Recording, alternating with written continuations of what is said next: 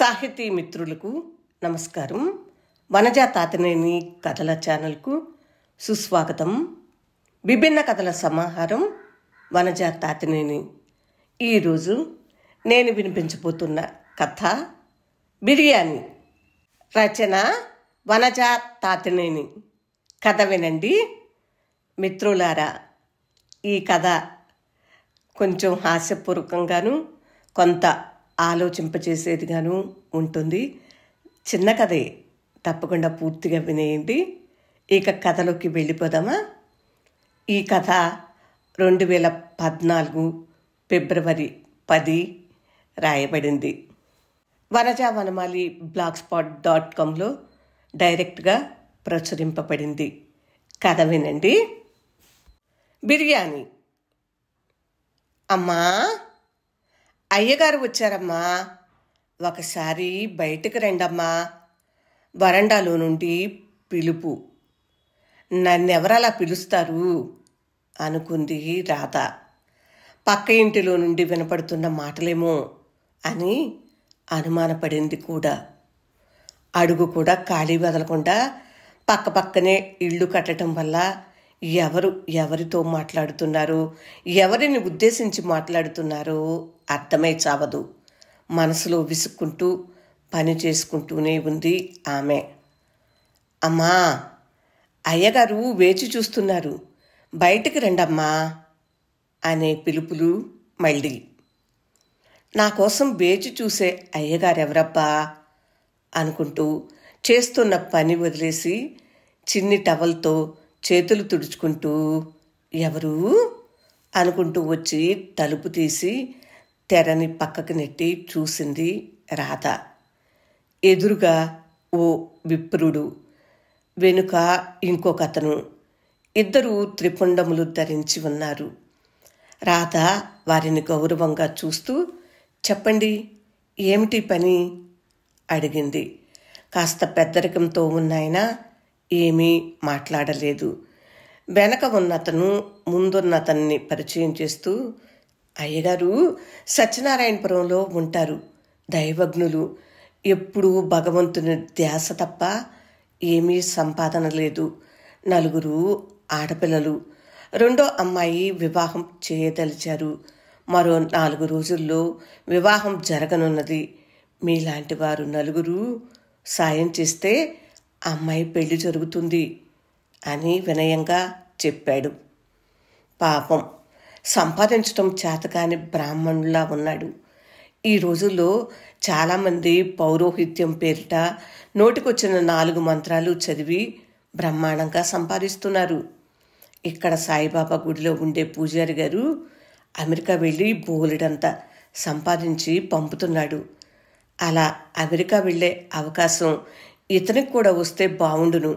మిగిలిన అమ్మాయిల కన్యా జీవితానికి విముక్తి కలుగుతుందేమో. పోనీ అలా కూడా సంపాదించటం ఇష్టం లేదేమో ఈ సాధు బ్రాహ్మణుడికి. ఇలా సాయం చేయమని అడిగేవాళ్ళను చూడటం కూడా అరుదు. అతనికి నోరు తెరిచి అడగటానికి కూడా అభిమానం అడ్డొస్తుందిలాగుంది. అందుకే వేరొకతను సహాయంగా వచ్చాడు. అయినా ఆడపిల్ల పెళ్ళి అంటున్నాడు కదా, ఎంతో కొంత సాయం చేస్తే ఫలితం అయినా దక్కుతుంది. పైగా విశేషమైన కార్తీక మాసం కూడాను అని మనసులో అనుకుంటూ, ఇప్పుడే వస్తానుండండి అని లోపలికి వెళ్ళి తన పర్స్ తీసుకుని తెరిచి చూసింది. ఎన్ని అరలు వెతికినా అంతా కలిపి 100 రూపాయలు కూడా లేవు. ఇంత తక్కువిస్తే ఏం బాగుంటుంది అనుకుంటూ ఆలోచించింది. వెంటనే పొద్దున్నే భర్త బయటకు వెళుతున్నప్పుడు అడిగి తీసుకున్న డబ్బు సంగతి గుర్తొచ్చింది. ఫ్రిడ్జ్ కవర్లో వేసిన 500 రూపాయల కాగితం తీసి తన దగ్గరున్న చిల్లరతో కలిపి అక్షరాల 516 రూపాయలని తాంబూలంలో పెట్టి అతనికిచ్చి నమస్కారం చేసింది. అతనేమో దీవించడం కూడా మొహమాటంగానే దీవించి శిష్యుని వంక చూశాడు. అమ్మా, అమ్మాయికి ఒక చీర, రవికెల గుడ్డ కూడా ఇస్తే బాగుంటుంది, మీ చేతి చలవ అన్నాడు. ఇప్పుడేమీ అలాంటివేమీ ఇవ్వలేరండి, వెళ్ళిరండి అని చెప్పి లోపలికి వచ్చేసి ఇక పని తొందరగా అవ్వాలని హడావుడి పడాల్సిన పని లేదు. మార్కెట్కి వెళ్ళే పని లేకుండా పోయింది. పాపం రూప ఇవాళ కూడా స్పెషల్ ఏమీ తీసుకువెళ్ళనందుకు చిన్నబుచ్చుకుంటుంది. ఫ్రెండ్స్ మధ్య తనకు చాలా అవమానంగా ఉందని గొడవ పెడుతుంది. ఈరోజు కూడా ఏదో విధంగా సర్ది చెప్పాలనుకుని ఇంట్లో ఉన్న అలమారలన్నీ వెతికి దసరా పండగప్పుడు కొన్న గులాబ్ జామున్ మిక్స్ ప్యాకెట్ తీసి ఆ వంటకం చేసే ప్రయత్నం మొదలుపెట్టిన రాధ తమ పరిస్థితిని తరచి చూసుకుంది. మధ్యతరగతి బ్రతుకులు ఉన్న ఒక పిల్లకి మంచి చదువులు అవ్వాలని చిన్నప్పటి నుంచి కాన్వెంట్ చదువులు, ఇంటర్మీడియట్కి వచ్చాక కార్పొరేట్ కాలేజీలో చేర్పించడం వల్ల ఎప్పుడూ డబ్బుకి వెలితి పడటమే. కుటుంబ అవసరాలు కూడా తీరక కొనాల్సినవన్నీ వాయిదా వేసుకుంటూ అతి ముఖ్యమైనవి మాత్రమే కొని అవసరాలు నెట్టుకొచ్చే స్థితిగతులు. ఏం చేద్దాం, రూప చదువయ్యి ఏదో ఒక మంచి ఉద్యోగంలో చేరేదాకా ఇలా అవస్థలు పడక తప్పదు, ఆశతో కాలం నెట్టేయక తప్పదు అనుకుంది. అయినా రూపకి తమ పరిస్థితులు అర్థమయ్యేటట్లు చెప్పాలి. ప్రతి నెల కొత్త బట్టలు కొనమని, అప్పుడప్పుడు ఫ్రెండ్స్తో సినిమాలకి, కేసీఎఫ్కి వెళ్ళాలని అడుగుతూ ఉంటుంది. వద్దంటే అలుగుతుంది. నా ఫ్రెండ్స్ అందరూ చూడు ఎలా ఉన్నారో, వాళ్ళ పేరెంట్స్ అడిగినవన్నీ కొని తెస్తారు, మీరే నేనేమడిగినా వెంటనే కాదనేస్తారంటూ కళ్ళనీళ్లు పెట్టుకుంటుంది. నిజంగానే కాలేజీలో చదివే అమ్మాయిల తల్లిదండ్రులు ప్రతి ఆదివారం 100 మైళ్ళు ప్రయాణం చేసొచ్చి మరీ బిడ్డల కోసం కాలేజీ ఆవరణలో పడిగాపులు పెడతారు.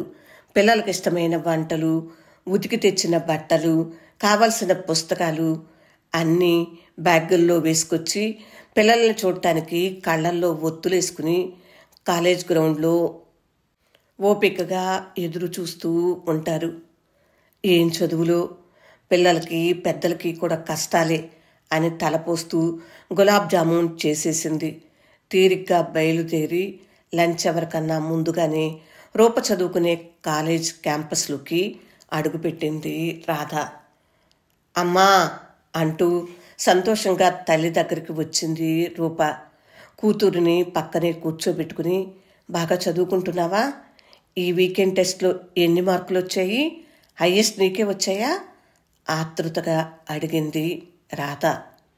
బాగానే వచ్చేయిలే, నీకెప్పుడు మార్కులు కాలే తప్ప ఇంకొకటి పట్టదు.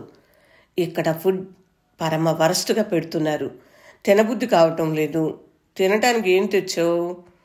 గారాబంగా అడిగింది.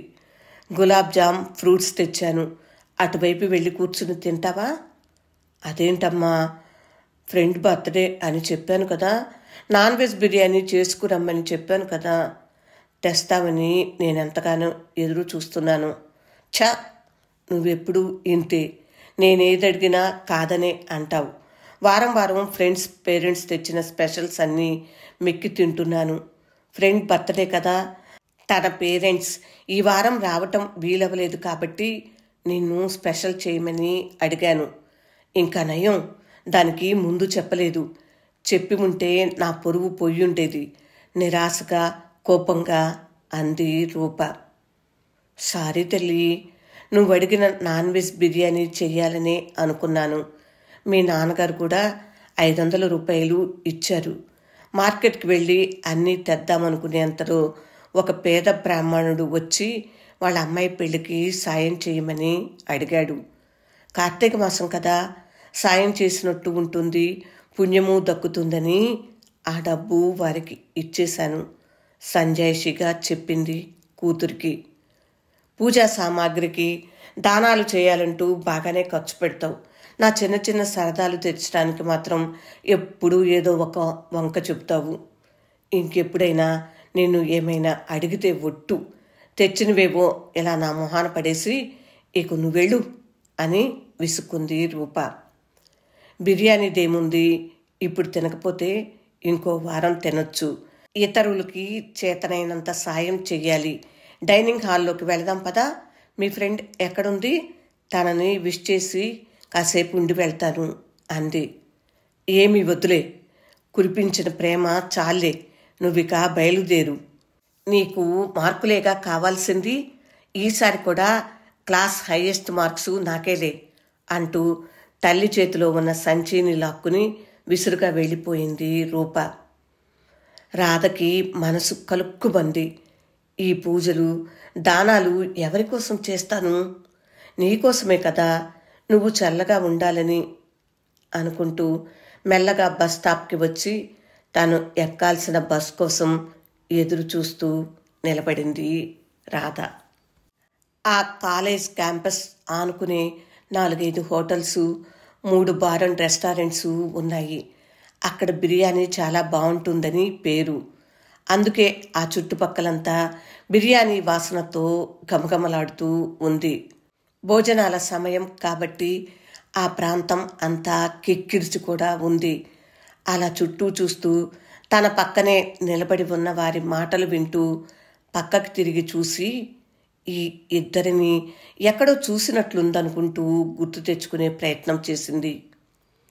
బిర్యానీ సూపర్గా ఉంది బావా. 5 స్టార్ హోటల్స్లో కూడా ఇలాంటి దమ్ బిర్యానీ తిని ఉండం. డబ్బుండాలే కానీ రోజు ఇక్కడికి వచ్చి తిని వెళ్ళవచ్చు, ఇంటికి పట్టుకెళ్ళొచ్చు. ఏమంటావు? అవునురా బావా. 2 పూటలా 2 పెగ్గులేసి ఓ బిర్యానీ ప్యాకెట్ తినేస్తూ హాయిగా ఎంజాయ్ చేయొచ్చురా ఈ కార్తీక మాసాన్ని అడ్డం పెట్టుకుని అంటూ ఇంకొకరు. ప్రొద్దునే కదా వీళ్ళను చూసింది. అరే, వీళ్ళు ఇలా ఉన్నారేమిటి? త్రిపుండాలేవి, మెడలో జంధ్యమేది. తెల్లబోయింది రాధ. బిర్యానీ కథ విన్నారు కదా ఫ్రెండ్స్. ఈ కథ ఎలా అనిపించింది? చాలామంది అన్నార్తులు, సహాయం కోరిన వాళ్ళు మన ఇళ్లకు వస్తూ ఉంటారు. వారు అనేక కారణాలు చెప్తారు. ఒక్కోసారి జాలిపడి అపాత్రదానం చేస్తూ ఉంటాము. కానీ చాలామంది ఇలా మోసగించే వాళ్ళే ఉంటారు. ఇటీవల కాలంలో ఇలాంటి వ్యక్తులు నిత్యం కనిపిస్తూనే ఉన్నారు. కాదనటము లేదనటము కూడా చాలామందికి మొహమాటంగా ఉంటుంది. ఆర్థిక పరిస్థితి బాగున్నా లేకున్నా ఇలా ఇచ్చేస్తూ ఉంటారు. తీరా ఆనక విచారిస్తూ ఉంటారు. ఇలాంటివి గమనిస్తే ఎవరికైనా తెలియని వారికి సాయం చేయాలంటే కూడా మనసొప్పదు కదా. ఈ కథ మీకు నచ్చిందా ఫ్రెండ్స్? నచ్చినట్లయితే లైక్ చేయండి. ఇంకా మీ బంధువులకు, స్నేహితులకు షేర్ చేయండి. ఈ కథపై మీ అభిప్రాయాన్ని తప్పకుండా తెలియజేయండి. ఇలాంటి విభిన్నమైన కథలన్నింటినూ ఈ ఛానల్లో వినిపిస్తూనే ఉన్నాను. మరికొన్ని కథలను కూడా వింటూ ఉండండి. విభిన్న కథల సమాహారం వనజ తాతినేని. పూర్తిగా విన్నందుకు హృదయపూర్వక ధన్యవాదములు. నమస్తే.